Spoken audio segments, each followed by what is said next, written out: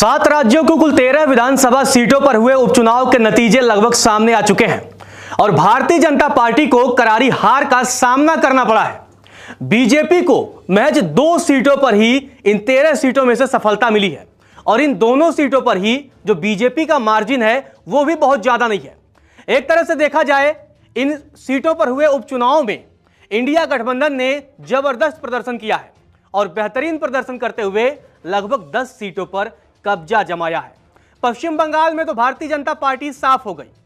उत्तराखंड जहां भारतीय जनता पार्टी की सरकार है वहां की 2 सीटों पर उपचुनाव हुए और दोनों सीटों पर भारतीय जनता पार्टी के उम्मीदवार हार गए, कांग्रेस को जीत मिली।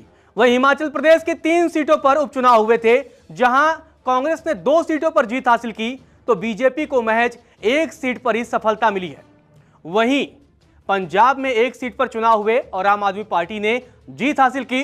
चलिए आपको उन सभी सीटों के नतीजे बता देते हैं कि कहां से किस पार्टी के उम्मीदवार ने कितने वोटों से जीत हासिल की है। सबसे पहले बात करते हैं जालंधर पश्चिम की, जहां 37,325 वोटों से आम आदमी पार्टी ने जीत हासिल की है। आम आदमी पार्टी के मोहिंदर भगत को कुल 55,246 वोट मिले। वहीं बीजेपी के उम्मीदवार शीतल को 17,921 वोट ही मिले, जबकि कांग्रेस के सुरेंद्र कौर को 16,757 वोट मिले। तो जालंधर पश्चिम में आम आदमी पार्टी ने एक तरफा जीत हासिल की है।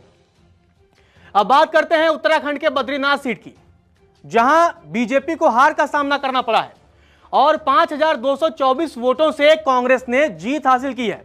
उत्तराखंड जहां बीजेपी की सरकार है और जब 2022 में विधानसभा चुनाव हुए थे तो बीजेपी ने एक तरफा वहां सरकार बनाई थी, लेकिन उपचुनाव में बीजेपी को बड़ा झटका लगा है और बद्रीनाथ में हार का सामना करना पड़ा है। इसके बाद से यह भी एक चर्चा की शुरुआत हो गई कि अयोध्या के बाद अब बद्रीनाथ में बीजेपी को हार का सामना करना पड़ा है। यहां कांग्रेस के लखपत सिंह ने जीत हासिल की है। कांग्रेस के लखपत सिंह को कुल 28,161 वोट मिले तो बीजेपी के राजेंद्र सिंह को 22,937 वोट ही मिले। तो बद्रीनाथ में बीजेपी हार गई है। अब बात करते हैं उत्तराखंड की एक और सीट मंगलौर की। यहां मुकाबला तो बेहद कड़ा रहा। बीजेपी और कांग्रेस के बीच जबरदस्त टक्कर देखने को मिली, लेकिन कांग्रेस ने यहां भी जीत हासिल की और कांग्रेस उम्मीदवार ने 422 वोटों से यहां जीत हासिल की है। कांग्रेस के काजी मोहम्मद ने कुल 31,727 वोट पाए और बीजेपी के करतार सिंह को 31,305 वोट मिले। तो मुकाबला बेहद कड़ा रहा और 422 वोटों से यहां कांग्रेस को जीत मिली। अब बात करते हैं हिमाचल प्रदेश की। हिमाचल प्रदेश की देहरा सीट पर चुनाव हुए और यहां से खुद मुख्यमंत्री सुखविंदर सिंह सुक्खू की पत्नी कमलेश ठाकुर चुनावी मैदान में थी और उन्होंने बीजेपी उम्मीदवार को 9,399 वोटों से हरा दिया है। कमलेश ठाकुर को कुल 32,737 वोट मिले तो होशियार सिंह जो कि बीजेपी के उम्मीदवार थे उन्हें कुल 23,338 वोट मिले। तो यहां भी हिमाचल प्रदेश की देहरा में बीजेपी को हार का सामना करना पड़ा है। अब बात करते हैं हिमाचल प्रदेश की दूसरी सीट जहां उपचुनाव के नतीजे आए, नालागढ़ की। नालागढ़ में कांग्रेस ने 8,990 वोटों से जीत हासिल की है। यहां कांग्रेस के हरदीप सिंह बावा ने चुनाव में जीत हासिल की है, उन्हें कुल 34,608 वोट मिले। तो बीजेपी के उम्मीदवार जो कि निर्दलीय पहले थे केएल ठाकुर, वो बीजेपी में आए थे, उन्हें हार का सामना करना पड़ा है और 25,618 वोट उन्हें मिले। तो यहां आप देखिए नालागढ़ में कांग्रेस ने जीत हासिल की है। कुल 8,990 वोटों से कांग्रेस ने नालागढ़ में जीत हासिल की है। इकलौती सीट हमीरपुर जहां बीजेपी को जीत मिली। हमीरपुर में कुल भारतीय जनता पार्टी महज 1,571 वोटों से ही जीती है। तो मुकाबला काफी टफ रहा। कांग्रेस उम्मीदवार ने बेहतरीन फाइट दी। अब आप देखिए आशीष वर्मा जो बीजेपी के थे उन्हें कुल 27,041 वोट मिले तो पुष्पिंदर वर्मा जो कि कांग्रेस के थे उन्हें 25,470 वोट मिले। तो यहां जो है बीजेपी को जीत मिली। अब बात करते हैं पश्चिम बंगाल की तरफ चलते हैं। पश्चिम बंगाल की बागदा सीट पर जहां टीएमसी उम्मीदवार ने एक तरफा जीत हासिल की है। टीएमसी ने यहां कुल 33,455 वोटों से जीत हासिल की है।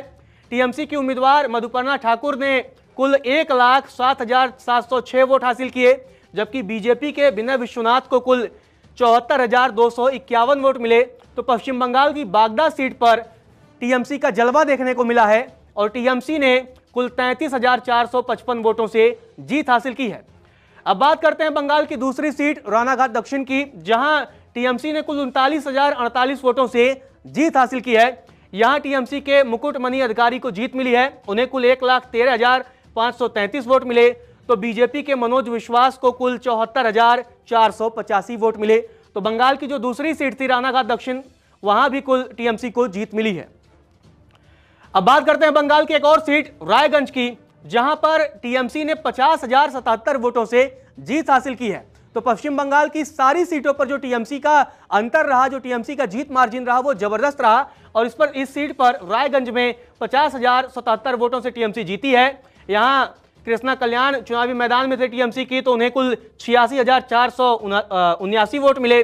तो बीजेपी के मानस घोष को 36,402 वोट ही मिले। वहीं कांग्रेस के मोहित सेनगुप्ता को 23,116 वोट मिले।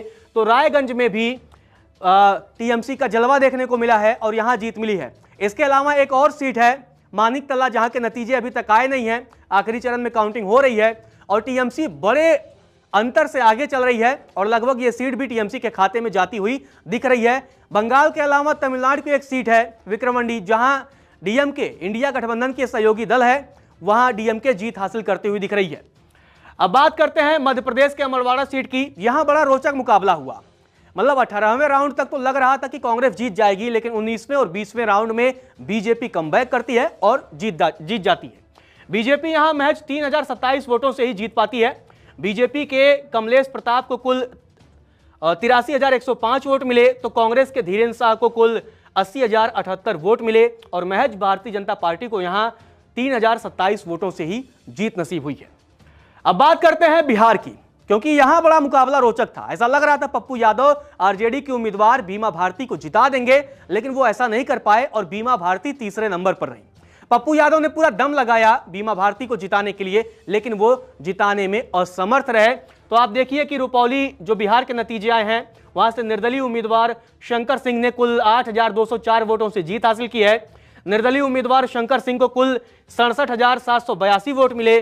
तो जेडीयू के कालाधर प्रसाद को कुल 59,578 वोट मिले। वहीं आरजेडी की बीमा भारती को 30,114 वोट मिले। तो देखा जाए जो उपचुनाव के अब तक के नतीजे सामने आए हैं, उसमें बीजेपी का जो प्रदर्शन है वो बेहद ही खराब है। एक सीट मध्य प्रदेश और एक सीट हिमाचल प्रदेश में ही भारतीय जनता पार्टी को मिली है। इसके अलावा अन्य राज्यों में जहां जहां विधानसभा के लिए उपचुनाव हुए, वहां बीजेपी का खाता भी नहीं खुला। खासकर बीजेपी के लिए सबसे बड़ा झटका तो उत्तराखंड में माना जा रहा है, जहां उसकी खुद की सरकार है और दोनों सीटों पर बीजेपी को हार का सामना करना पड़ा है।